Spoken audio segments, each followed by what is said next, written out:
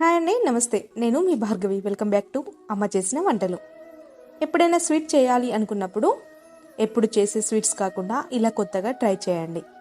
చాలా అంటే చాలా బాగుంటాయి ఈ స్వీట్స్. సో ఇక లేట్ చేయకుండా వీడియోలోకి వెళ్ళిపోదాం.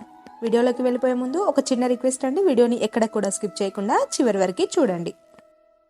ముందుగా స్టవ్ పైన ఒక ప్యాన్ పెట్టి 1/2 కప్పు వరకు కూడా నెయ్యిని వేసి వేడవనివ్వండి. నెయ్యి కాస్త వేడవగానే 1 కప్పు బొంబాయి రవ్వని వేసి స్టవ్ని లో ఫ్లేమ్లోకి టర్న్ చేసి 5 నిమిషాలకి పైగానే రవ్వని నెయ్యిలో వేగనివ్వాలి. ఇలా రవ్వ నెయ్యిలో ఎంత ఎక్కువగా వేగితే స్వీట్స్ అంత టేస్టీగా ఉంటాయి.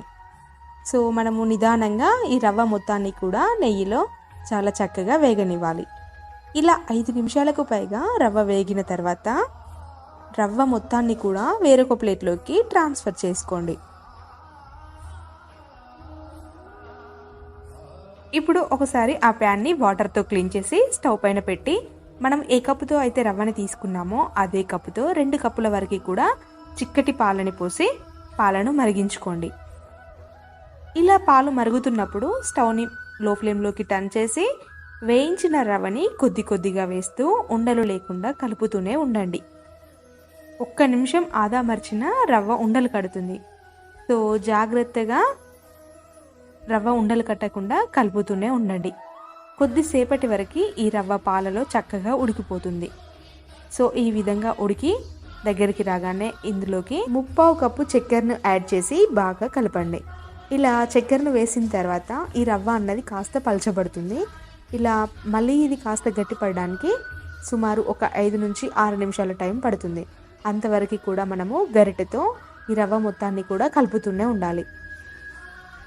ఈ విధంగా కాస్త గట్టిపడగానే ఇప్పుడు ఇందులోకి మీకు నచ్చిన ఏవైనా డ్రై ఫ్రూట్స్ని యాడ్ చేసుకోండి. కొద్దిసేపటి వరకు ఈ రవ్వ మొత్తం కూడా ప్యాన్కి అతుక్కోకుండా సపరేట్ అవుతుంది. ఈ కన్సిస్టెన్సీకి రాగానే స్టవ్ ఆఫ్ చేసి పక్కన ఉంచండి. తర్వాత ఇలాంటి షేప్లో ఉండే ఏదైనా ఒక బాక్స్ని తీసుకొని నెయ్యిని అప్లై చేయండి. ఇలా నెయ్యి మొత్తాన్ని కూడా అప్లై చేశాక మనం ప్రిపేర్ చేసినటువంటి మిశ్రమం మొత్తాన్ని కూడా వేసి ఎక్కడా కూడా పగుళ్ళు లేకుండా ఈవెన్గా స్ప్రెడ్ చేసుకోవాలి. ఆ తర్వాత దీనిపై నుండి కొన్ని డ్రై ఫ్రూట్స్ని కూడా యాడ్ చేసుకోండి. ఇలా యాడ్ చేసిన డ్రై ఫ్రూట్స్ని కాస్త ప్రెస్ చేయండి. ఇలా ప్రెస్ చేయడం వల్ల డ్రై ఫ్రూట్స్ అన్నవి ఊడిపోకుండా చక్కగా అతుక్కుంటాయి. సో ఇలా ప్రిపేర్ చేసుకున్న తర్వాత దీనిని రూమ్ టెంపరేచర్లో 30 మినిట్స్ వరకు కూడా పూర్తిగా చల్లారనివ్వాలి.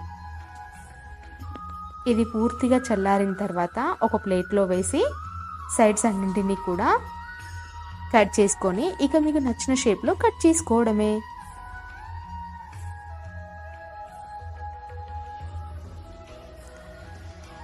చూశారా ఎంత బాగా వచ్చిందో. సో ఇక లేట్ చేయకుండా మీరు కూడా ఈసారి స్వీట్స్ చేయాలి అనుకుంటే ఇలా చేయండి. చాలా అంటే చాలా బాగుంటాయి. సో మీకు నచ్చితే మాత్రం లైక్ చేసి షేర్ చేయండి.